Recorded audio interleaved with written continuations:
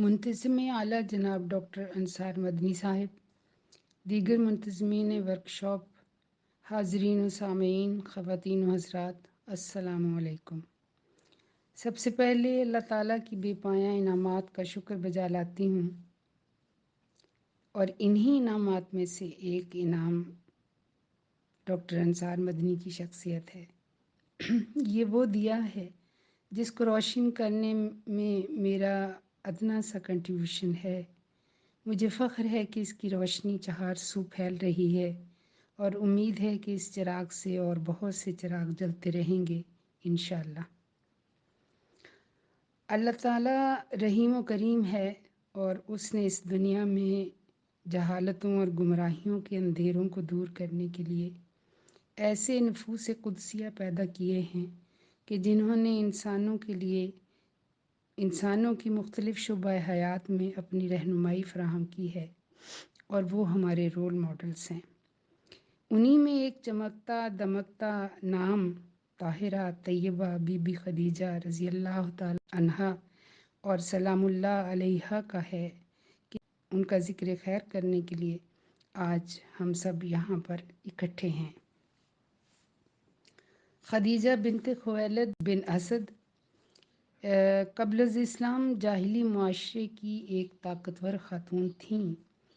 اور یہ طاقت ان کے کردار کی طاقت تھی، یہ ان کے اخلاق کی طاقت تھی، جس کی بدولت عرب کا وہ معاشرہ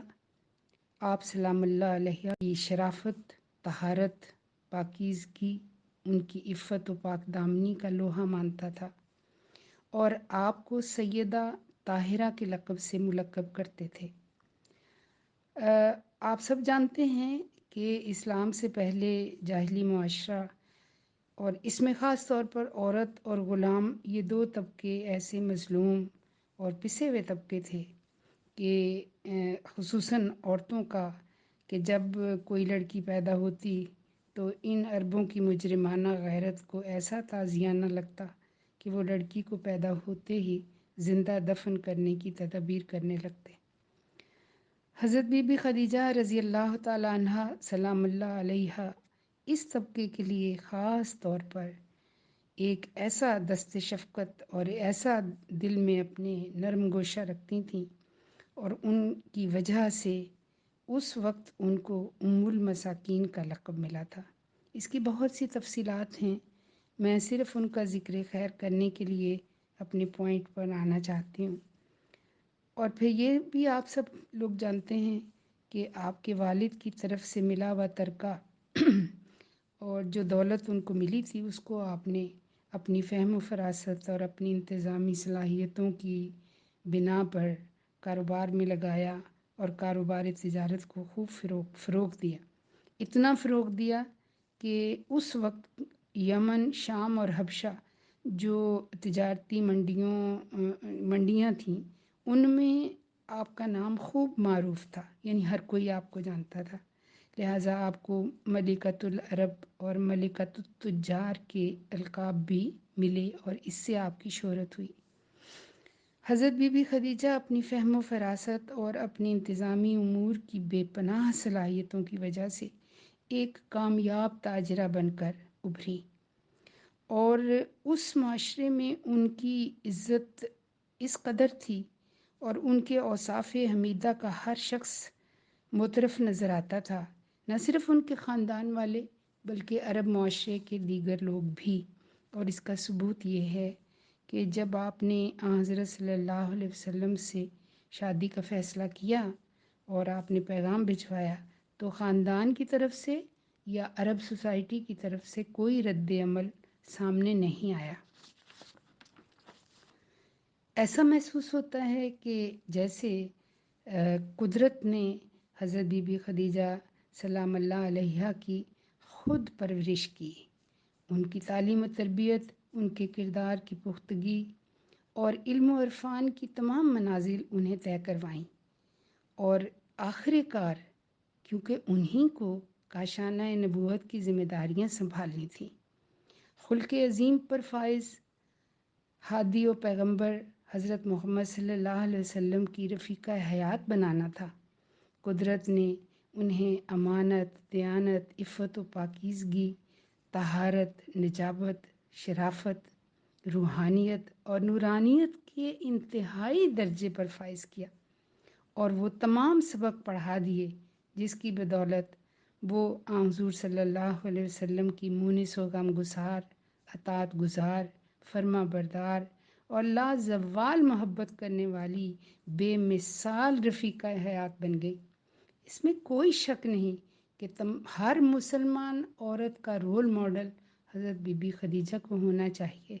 ان کی زندگی اتنی ہمہ جہت ہے، اتنی اس کی حیثیات ہیں کہ اس کے لیے ایک ایک بہت ہی مدلل مستند کتاب کی ضرورت تھی، اور اس ضرورت کو پورا کیا ہے ڈاکٹر انصار مدنی صاحب نے، اور اپنی توفیق کے مطابق بڑی حد تک ان کی شخصیت کا احاطہ کرنے کی کوشش کی ہے۔ آپ نے اپنی جان و دل، اپنا مال و متاع سب نبی پر قربان کر دیا، اور مسلمانوں اور اسلام کے لیے وہ قربانیاں، وہ ایثار اور ایسی لازوال کردار ادا کیا کہ آپ محسنہ اسلام کہلائیں۔ ان کی شان یہ ہے کہ حضرت جبرائیل علیہ السلام اللہ کا سلام لے کر آتے ہیں، اور قرآن ان کے لیے وَوَجَدَكَ عَائِلًا فَأَغْنَىٰ کا مجدہ سناتا ہے کہ ہم نے آپ کو تنگ دست پایا اے نبی اور غنی کر دیا۔ اور یہاں پر مفسرین لکھتے ہیں کہ غنی کے دو معنوں میں استعمال ہوا ہے، لفظ غنی دو معنوں میں استعمال ہوا ہے۔ ایک اس سے مطلب یہ ہے کہ حضور اکرم صلی اللہ علیہ وسلم کو اللہ تعالیٰ نے خدیجہ کے مال سے اکتساب روزگار کی فکر سے بے نیاز کر دیا، اور دوسرا مطلب اس کا یہ ہے کہ یہ مال و دولت بی بی نے جو اپنے کاروبار و تجارت سے جو مال و دولت ان کو ملا تھا، وہ سب کا سب اشاعت اسلام اور مسلمانوں کے کام آیا۔ تو یہ اللہ تعالیٰ نے قرآن مجید میں ان کا بیان کر کے ان کو قیامت تک کے لیے ایک ایسا شرف بخشا ہے جو شاید کسی اور کے حصے میں نہیں آیا۔ حضرت بی بی خدیجہ رضی اللہ تعالیٰ عنہ کی بہت سارے خصائص ہیں جو ازواج مطہرات میں سے صرف اور صرف ان کو حاصل ہے۔ آپ کی موجودگی میں حضور صلی اللہ علیہ وسلم نے دوسرا نکاح نہیں کیا، یعنی حضور صلی اللہ علیہ وسلم کی زوجیت میں حضرت خدیجہ الکبریٰ رضی اللہ تعالیٰ عنہ جب موجود تھیں تو اس وقت تک آپ نے کوئی دوسرا نکاح نہیں کیا۔ یہ وہ واحد بی بی ہیں کہ جن کی محبت کا اعتراف حضور صلی اللہ علیہ وسلم نے اپنی زندگی کے آخری دن تک کیا، یعنی ان کی محبت حضور اکرم صلی اللہ علیہ وسلم جس طرح سے حضرت بی بی خدیجہ کی نس نس میں حضور کی محبت جاگزیں تھی، اسی طرح حضور صلی اللہ علیہ وسلم بھی حضرت بی بی خدیجہ کی محبت سے سرشار تھے، کوئی اس کا مقابلہ نہیں کر سکتا تھا۔ اللہ تعالیٰ نے آپ کے بطن سے آپ کو اولاد دی، سوائے حضرت ابراہیم کا کہ جو ماریہ قبطیہ کے بطن سے پیدا ہوئے تھے۔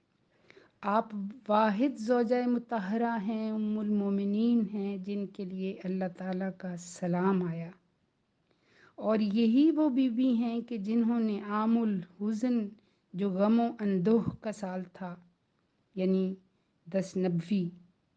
اس میں حضور صلی اللہ علیہ وسلم کی مشکل ترین گھڑیوں میں حضرت بی بی خدیجہ نے رسول اللہ صلی اللہ علیہ وسلم اور خاندان بنی ہاشم کا جس طرح ساتھ دیا، اس کی مثال پوری دنیا میں نہیں ملتی۔ ایک عرب کی شہزادی جس نے کبھی کوئی مشکل نہیں دیکھی تھی، جو مال و دولت کے اعتبار سے عرب کی سب سے بڑی تاجرہ تھیں، جن کی دولت کے انبار لگ گئے، ایک دفعہ جب قحط پڑا تو کہتے ہیں کہ دوسری طرف بیٹھا ہوا انسان اس کا سر نظر نہیں آتا تھا، اتنا بڑا انبار لگا دیا تھا آپ نے کہ اس کو تقسیم کر دیا جائے قحط کے دنوں میں۔ تو یہ جو انہوں نے اس وقت اسلام سے محبت، رسول سے محبت، رسول اللہ صلی اللہ علیہ وسلم کی اولاد، اور اس پاک گھرانے کی جو وراثت ہے، نجابت، شرافت کو جس طرح آپ نے آپ کی نسلوں میں آگے تک پہنچایا ہے، یہ ایسا ایک نور کا سفر ہے جو آپ کی نسلوں میں موجود رہا. جیسا کہ ابن خلدون نے اس کا اعتراف کیا کہ یہ کہانی جو صفات، جو توارث صفات کے حوالے سے ابن خلدون بتاتا ہے کہ جو اولاد کی تربیت ہے اور جو اولاد کو ایثار، قربانی کا جو ایک جذبہ ان میں پیدا کیا جاتا ہے، وہ کئی نسلوں تک جو ہے وہ باقی رہتا ہے. اور ہم نے اس داستان کو دیکھا کربلا کے میدان میں کہ آپ نے جس طرح حضرت بی بی فاطمہ کی تربیت کی، حضرت بی بی فاطمہ نے اس کو جس طرح اس نور کو، اس روشنی کو اپنی اولاد میں منتقل کیا، اور وہ پھر صبر و رضا کی ایک داستان تاریخ میں رقم ہوئی ہے. تو حضرت بی بی خدیجہ رضی اللہ تعالی عنہا روئے زمین پر رسول اکرم صلی اللہ علیہ وسلم کی رسالت کی تصدیق کرنے والی پہلی خاتون ہے. یہ سب جانتے ہیں کہ جب فرشتہ آپ کے پاس آیا تو آپ نے اس کا ذکر سب سے پہلے حضرت بی بی خدیجہ سے کیا تھا. اور اسی طرح یہ بھی پورے وثوق سے اور پورے تیقن کے ساتھ میں کہتی ہوں کہ نزول وحی اور منصب رسالت پر فائز ہونے کی خوشخبری جس طرح رسول اکرم صلی اللہ علیہ وسلم نے آپ کو بتائی، یہ خوشخبری اسی وقت آپ نے تصدیق کی آپ کی رسالت کی اور آپ کے رسول ہونے کی. اور پھر اپنی عمر کے آخری دن تک کار نبوت میں وہ معاون اور مددگار رہیں. غم و آلام کی گھڑیوں میں، اسرت و تنگ دستی میں وہ آپ کی مونس و غم خوار رہیں. یہ فضیلت، یہ امتیازی خصوصیت صرف اور صرف حضرت خدیجہ رضی اللہ تعالیٰ عنہ سلام اللہ علیہا کو حاصل ہے. کچھ چیزیں میں تجویز کرنا چاہتی ہوں ان خواتین کے لیے، کیونکہ آپ کی زندگی کے اتنے گوشے ہیں کہ ان پر بات کی جائے تو وہ بات کبھی ختم ہی نہیں ہو سکتی. اور اس خاص ورکشاپ کے اندر جو آپ کی کاروباری زندگی ہے، اس میں سے وہ خواتین جو اس میں آنا چاہتی ہیں، اس زندگی کے اس شعبے میں داخل ہونا چاہتی ہیں، ان کو حضرت بی بی خدیجہ کی زندگی سے کیا نمونہ مل سکتا ہے، کیا مثال مل سکتی ہے، یا کاروباری زندگی کے لیے کن چیزوں کی ضرورت ہوتی ہے، کن اوصاف کی ضرورت ہوتی ہے. اب ہم آپ کی سیرت طیبہ سے چند چیزیں میں آپ کو تجویز کرنا چاہتی ہوں. سب سے پہلی بات کہ عورت اللہ تعالیٰ نے اس کے ذمہ داری رکھی، وہ بچہ پیدا کرتی ہے، وہ بچوں کو پالتی ہے، ان کی تعلیم و تربیت کا اہتمام کرتی ہے. یہ عورت کے بنیادی فرائض ہیں کہ وہ ایک اپنے گھر، اپنے شوہر، اپنے بچوں کی اور اپنی خانگی ذمہ داریوں کی جو جملہ فرائض ہیں، وہ ان کو ساتھ لے کر چلنے کی اگر ہمت، حوصلہ رکھتی ہے تو پھر وہ اس کاروباری زندگی میں قدم رکھے، تاکہ آپ اپنی سوسائٹی کے لیے ایک نفع بخش فرد بن کر، ایک ذمہ دار شہری بن کر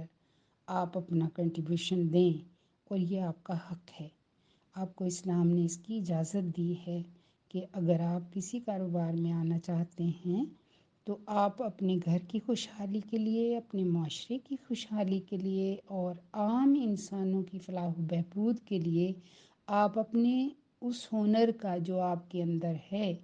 آپ اس کو استعمال کریں اور ایک نفع بخش انسان بن کر دنیا میں زندگی بسر کریں. مثلاً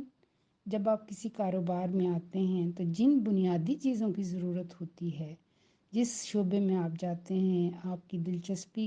ہونا بہت ضروری ہے کہ آپ اس میں دلچسپی رکھتے ہوں اور اس کے تمام چیزوں کو اور اس کے تمام اغراض و مقاصد کو آپ جانتے ہیں، جان کر اس میں قدم رکھیں۔ یعنی اس طرح نہ ہو کہ آپ کو پتہ ہی نہیں، کہ بس آپ صرف آپ کا مقصد جو ہے وہ پیسے کا وصول ہو۔ پیسہ مقصد نہیں بنانا چاہیے زندگی میں، پیسہ خود بخود ہی آتا ہے، مقصد ہمیشہ عظیم رکھیے، اور یہ جتنی بھی چیزیں ہیں جو لوازمات ہیں وہ اس کے ساتھ خود بخود آتے ہیں۔ میں اکثر اپنے طالب علموں سے یہ کہا کرتی تھی کہ آپ ڈگری کے حصول کو اپنی زندگی کا مقصد نہ بنائیں، علم کا حصول، علم و حکمت کا حصول آپ کا مقصد ہو تو ڈگری تو آپ کو خود ہی مل جائے گی۔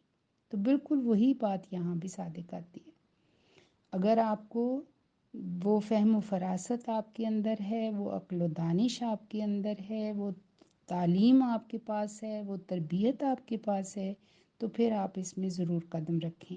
لیکن اس کے بعد پھر کچھ ایسی چیزیں بھی ہیں میرے نقطہ نظر سے کہ جن پر جو حضرت بی بی خدیجہ رضی اللہ تعالیٰ عنہ کی سیرت سے ہم دیکھتے ہیں کہ وہ تمام چیزیں ان کے اندر تھیں۔ مثلاً مثال کے طور پر انہوں نے اس کو ثابت کیا۔ اب ہم دیکھتے ہیں کہ وہ ایک کامیاب تاجرہ تھیں، تو مطلب یہ ہوا کہ ان کے اندر کاروبار کی فہم و فراست تھی، وہ عقل و دانش ان کے اندر تھی، اور اپنے جس معاشرے میں وہ رہتی تھیں اس معاشرے کی نبض پر ان کا ہاتھ تھا۔ وہ ایک تدبیر تجارت جانتی تھی، وہ منصوبہ بندی اور اصول پرستی جو اس کے لیے ضرورت تھی، جس کی وہ ان کے اندر وہ سب چیزیں موجود تھیں۔ اس کے بعد تجارتی زندگی میں یا کاروباری زندگی میں جس چیز کی بہت زیادہ ضرورت ہے وہ ہے آپ کا پاکیزہ کردار، آپ کی ایمانداری،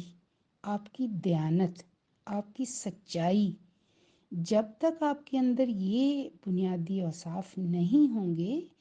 آپ وہ ٹرسٹ نہیں بلڈ کر سکیں گی جس کی آپ کی کاروباری زندگی کو بہت زیادہ ضرورت ہے۔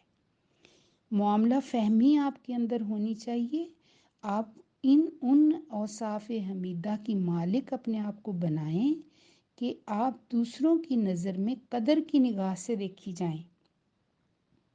سادہ لفظوں میں میں یہ کہوں گی کہ آپ اپنی سوسائٹی میں، اپنے دائرہ احباب میں، یا جہاں جس دائرے میں آپ اپنا کاروبار شروع کرنا چاہتی ہیں اس میں آپ اپنا ٹرسٹ قائم کریں۔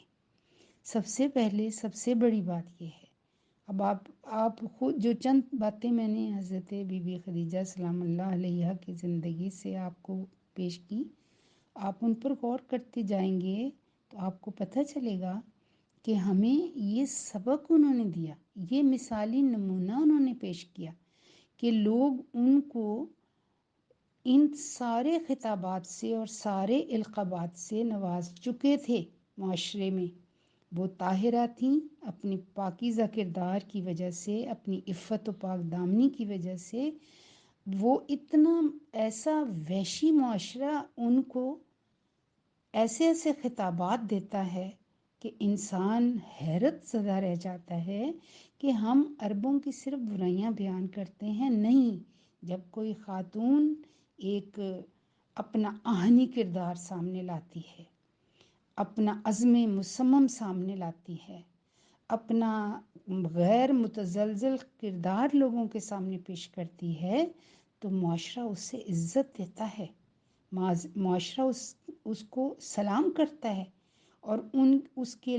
اس کے اوصاف حمیدہ کو مانتا ہے، اعتراف کرتا ہے۔ تو ہم نے دیکھا کہ لوگوں نے ان کو قدر کی نگاہ سے دیکھا اور مختلف نام اور مختلف القابات سے ان کو نوازا۔ پھر کاروبار تجارت میں جیسے میں نے پہلے کہا، روپیہ پیسہ اور دولت کو بڑھانا، یعنی اس کے پیچھے، دولت کے پیچھے بھاگنا۔ حضرت علی رضی اللہ تعالیٰ عنہ کا ایک قول ہے کہ دولت کے پیچھے بھاگو گے تو دولت تم سے دور بھاگے گی، اور اگر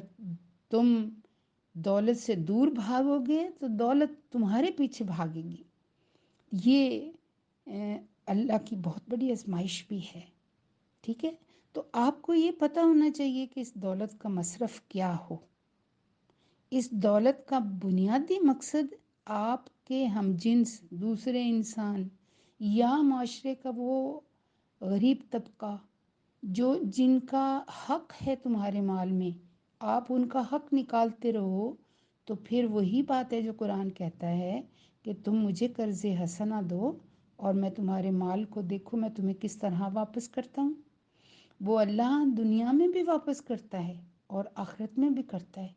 زکوٰۃ دینے سے، جو زکوٰۃ کا نظام ایک قرآن نے بنایا، زکوٰۃ دینے سے آپ کا مال اور دولت کم نہیں ہوتا، آپ کی دولت میں اضافہ ہوتا ہے۔ آپ تجربہ کر کے دیکھ چکے ہوں گے، آپ سب مسلمان ہیں، اگر کوئی صاحب حیثیت اور استطاعت موجود ہے یہاں پر جو صاحب نصاب ہیں، تو وہ زکوٰۃ ادا کرتے ہوں گے، اور ان کو یہ معلوم ہے کہ دولت صرف کرنے سے بڑھتی ہے، کم نہیں ہوتی۔ ایک اور چیز جو مجھے ورطہ حیرت میں ڈال رہی ہے، اور وہ ہے کہ حضرت بی بی خدیجہ نے جس طرز پہ کاروبار کیا عرب جاہلیہ میں، وہ چیزیں ہیں جو آج کے اسلامی بینکنگ کے لیے ہمارے مفتیان اکرام پیش کرتے ہیں، اور وہ کیا ہے؟ مشارکہ اور مضاربہ کی بنیاد۔ اس طرز پر انہوں نے اپنی تجارت کو متعارف کروایا۔ کیا عالی دماغ اللہ پاک نے ان کو دیا تھا۔ ایسے ہی نہیں انہوں نے اپنے باپ کی دولت کو کئی 100 گنا بڑھا دیا، خدا نے ان کو وہ فہم و فراست عطا کی تھی، وہ عطا کی تھی اللہ تعالیٰ نے ان کو فہم و فراست اور وہ عقل و دانش اور وہ دل سخی دیا تھا، اور وہ ہاتھ ان کو جو ہر وقت ہر ایک کے لیے دست شفقت تھا، وہ کسی غریب کو غریب نہیں دیکھنا چاہتا تھا، وہ اپنے سارے مال و متاع کو انہوں نے غریبوں، یتیموں، بیواؤں اور مسکینوں پر خرچ کر دیا۔ ڈاکٹر انصار صاحب بتائیں گے آپ کو اپنے ورکشاپ میں کہ انہوں نے حضرت بی بی خدیجہ کے زندگی کے مختلف شعبوں پر بہت ہی اللہ تعالیٰ نے ان کو توفیق دی، اور اللہ پاک نے ان سے وہ کام لیا، اور اللہ ہی اچھے کام لیتا ہے۔ ہم بندے کچھ حیثیت نہیں رکھتے، ہمیں کوئی گائیڈ کرتا ہے، ہم کسی نیکی کی طرف لپکتے ہیں، بس ہمارا اتنا ہی کنٹریبیوشن ہوتا ہے، باقی سب توفیقات اللہ کے ہاتھ میں ہے۔ تو میں آپ کو یہ کہہ رہی تھی کہ آپ کے اندر وہ منطق، وہ استدلال کی طاقت کی ضرورت ہے کہ آپ دوسروں کو کنونس کر سکیں، اور ان ساری چیزوں سے پہلے آپ اپنا اعتبار قائم کریں گے، اور وہ اعتبار قائم ہوگا آپ کے پاکیزہ کردار کی وجہ سے، آپ کی امانت، دیانت اور سچائی کی وجہ سے، جو کہ کاروباری زندگی میں بڑی اہمیت رکھتے ہیں۔ یعنی یہ ضروری نہیں ہے کہ آپ تجارت ہی کریں تو اس میں ہی یہ چیزیں کام آتی ہیں۔ یہ وہ مسلمہ اصول ہیں جو ہر پروفیشنل، چاہے وہ ایجوکیشن کے شعبے میں ہو، چاہے وہ کسی اور دوسرے پروفیشن میں ہو، ڈاکٹر ہو کوئی، انجینئر ہو کوئی، آرمی میں ہو کوئی، یہ وہ مسلمہ اصول ہیں جو آپ کو آپ کی زندگی کے اندر اپنائیں۔ اگر آپ اپناتے ہیں تو آپ بڑے سے بڑا کام انجام دے سکتے ہیں۔ اللہم صلی علی محمد و آل محمد۔